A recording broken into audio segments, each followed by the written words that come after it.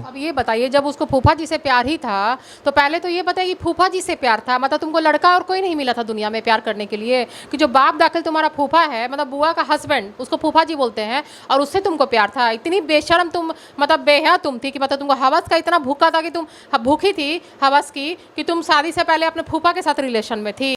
नमस्कार दोस्तों, मैं हूं चंदन और आज मैं आपको जो कहानी सुनाने जा रहा हूं वो महज एक घटना नहीं है, बल्कि एक ऐसा आईना है जो हमारे समाज के गिरते हुए नैतिक मूल्यों, टूटते हुए रिश्तों और अंधे प्रेम की खतरनाक हदों को दिखाता है। ये कहानी है बिहार के औरंगाबाद जिले की।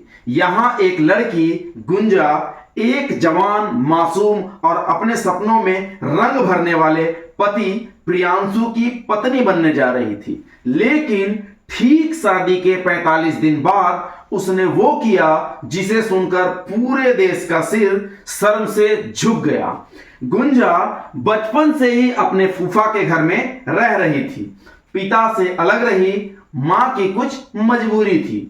फूफा फूफी ने ही उसे पाला, पढ़ाया लिखाया, पर धीरे धीरे रिश्ता बिगड़ने लगा। फूफा जीवन सिंह, उम्र करीब 55 साल, गांव के रसूखदार आदमी, ट्रक चलवाने का बिजनेस और खूब सारा पैसा।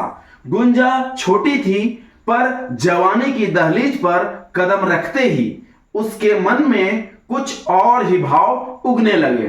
वो कहती है, प्यार अंधा होता है।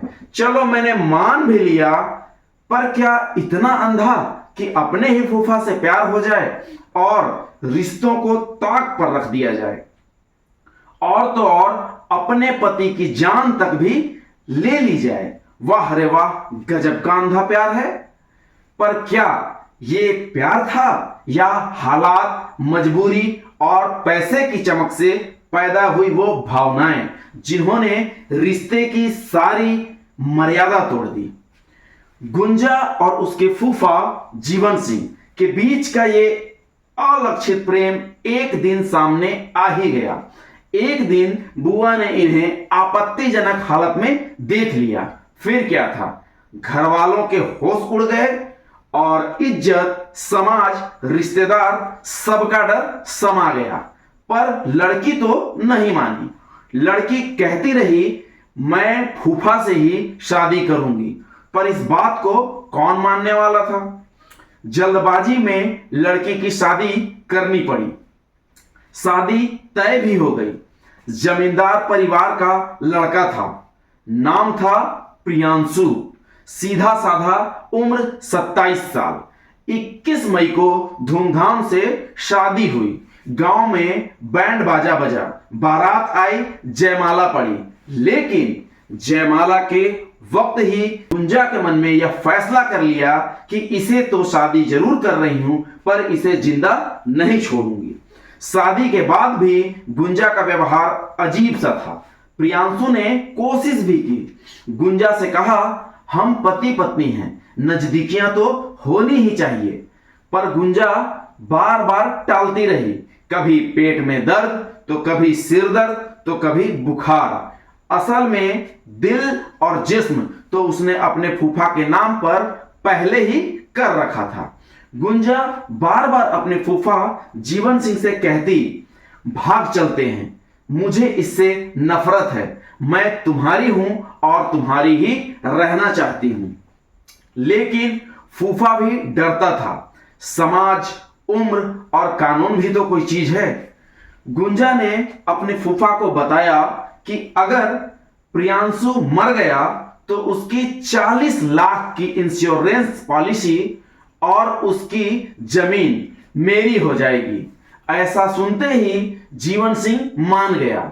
जीवन सिंह ने झारखंड से 2 शूटर बुलवा लिए, जयशंकर चौबे और मुकेश शर्मा। गुंजा ने पति को बहाने से चंदौली भेजा।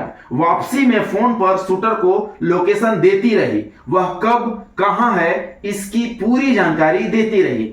अब ट्रेन से उतर गया है, अब फला गांव के पास है, अब मोटरसाइकिल से घर जा रहा है, वगैरह वगैरह। शूटर मारने को तैयार थे।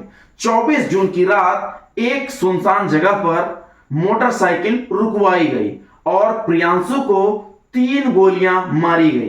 प्रियांशु वहीं पर ढेर हो गया। पुलिस को पहली बार में कुछ समझ नहीं आया। लूट नहीं हुई, कोई रंजिश नहीं थी, फिर कत्ल क्यों किया गया? पर जब कॉल डिटेल निकलवाया गया तो पता चला कि मर्डर से पहले तक प्रियांशु सिर्फ एक ही इंसान से बात कर रहा था और वह थी उसकी पत्नी गुंजा। गुंजा से मोबाइल मांगा गया, वो मोबाइल देने से मना करने लगी। फिर जब जबरन मोबाइल लिया गया तब सारा राज खुल गया। गुंजा ने कबूल किया कि हां, मैंने ही अपने फूफा के कहने पर पति की हत्या करवाई है। 10 साल से हमारा रिश्ता था, बुआ को बाद में पता चला।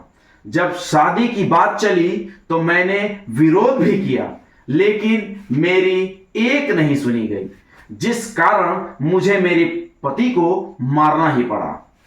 आखिरकार शूटरों को पकड़ लिया गया, लेकिन जीवन सिंह अब भी फरार है। यह खबर सुनते ही सोशल मीडिया पर लोगों का गुस्सा फूट पड़ा। एक शख्स ने लिखा, भूतनी का ये फूफा है जिसके लिए इसने अपने पति को मार डाला।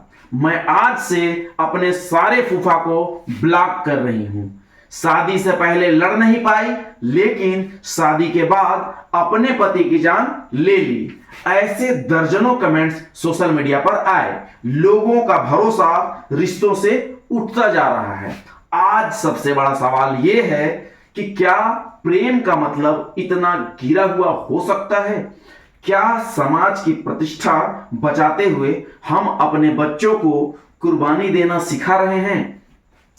क्यों लड़कियां इतनी मजबूर हैं कि शादी तो कर लेती हैं, लेकिन फिर किसी की जान लेने से भी पीछे नहीं हटती हैं? और सबसे बड़ा सवाल, क्या अब फूफा भी खतरनाक हो गया है? तो दोस्तों, यह कहानी सुनने के बाद अगर आपके पास कोई सुझाव हो या आप भी मानते हैं कि हमें ऐसी घटनाओं के खिलाफ आवाज उठानी चाहिए, तो कमेंट जरूर करें। फिर मिलेंगे एक और सच्ची सनसनीखेज कहानी के साथ। नमस्कार, बहुत बहुत धन्यवाद।